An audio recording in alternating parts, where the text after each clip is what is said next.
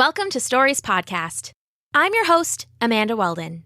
Today's story is The Cat Who Caught the Moon, an original poem by Daniel Hinds. Thanks! Enjoy the episode! The Cat Who Caught the Moon. Once there was a fierce old cat who loved to catch a mouse or rat, and every night you'd know that soon she'd sit and stare up at the moon. After sunset she'd slink outside, her tail swaying with feline pride. She'd climb up on a wooden fence, her fur so soft, her eyes intense. "Little mouse, come out and play," she'd purr in her most cattish way. You see, she thought the moon alive, a silver mouse up in the sky. And she, the greatest huntress yet, would be the one to finally get that mouse who hung above the world with silver fur in a ball all curled. "Just give up, it's far too high," other cats said as they slunk by. But Coo the cat paid them no mind, because she knew one day she'd find a way to climb up to the sky, and slinking low and moving sly, she'd catch the mouse they call the moon, and bring it home, singing her tune.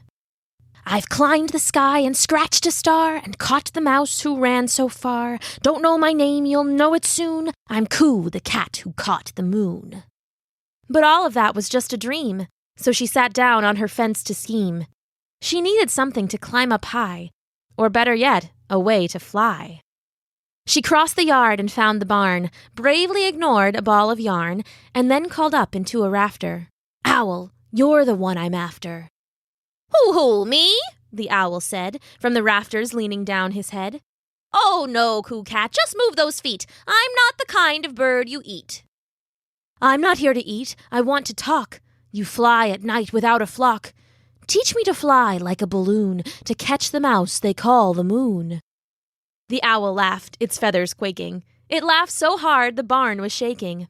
"Coo, huntress, you're number one, but you need wings to fly, and you have none. So run on home and catch a mouse, or play with humans in their house. But remember long these simple words: leave the flying to the birds." Coo thought of climbing to the rafter to stop the owl's mocking laughter. But owls, like cats, have deadly claws and hook-sharp beaks instead of jaws. So she proudly turned and walked away, giving her tail a sassy sway. And once outside, she climbed her fence, her fur so soft, her eyes intense. And as she watched the moon that night, she noticed a pattern to its light. Day by day it seemed to change, from thumbnail thin to full and strange. And now, growing so thin again, no doubt returning to its den. "The mouse knows that I'm after it. Tonight is the last chance I'll get." "Are you the cat trying to fly?" came a voice from the alley nearby. It was a dog all big and shaggy, his fur all mats, his tail all waggy. "Maybe I am. What's it to you?" "Well, I heard of a cat named Coo, and heard of her flying intention, and thought I'd offer my invention." "And what could a dog invent that would help me with my moonward ascent?" "Well, come along and you can see, and soon we'll have you flying free." Like all cats, Coo was curious, even though the claim seemed spurious. She followed the dog into the alley to bring her hunt to its finale, and was greeted by the strangest sight, a contraption that would give her flight. A barrel with a board on top, one end on the ground, one raised to drop. "Well, here it is," the shaggy dog said. "It's called the Spring-a-Malingam-Malingam-a-Led." Coo looked suspicious, head turned a quirk. Interesting, how does it work?" "Well," said the dog, "it's really quite great. Stand on the low end and patiently wait. I jump on the high end, launching you far. You climb up the sky and scratch up a star, and catch the mouse they call the moon. Ready to go? We're taking off soon." Coo looked up high and saw that her prey was growing thinner, getting away. So bravely she stepped onto the board. The shaggy dog jumped, upward she soared. She yowled a yowl of fear and surprise, spinning all crazy, blurring her eyes. And as she hit the peak of her flight, a passing cloud blocked the moon from sight.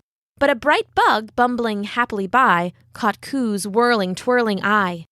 She reached out with a huntress paw and caught the bug whose light she saw, popping it quick into her jaws and landing lightly on all four paws. High up above, the sky was dark. Clouds hid the moon, each beam and spark. Oh, wow, you really caught the moon. Coo swallowed the bug and sang out her tune.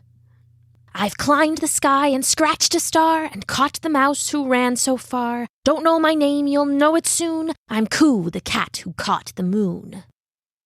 And home she went, thinking she won, thinking the hunt for the moon was done. But the next clear night it will be back. So be nice, and please, don't tell the cat. The end.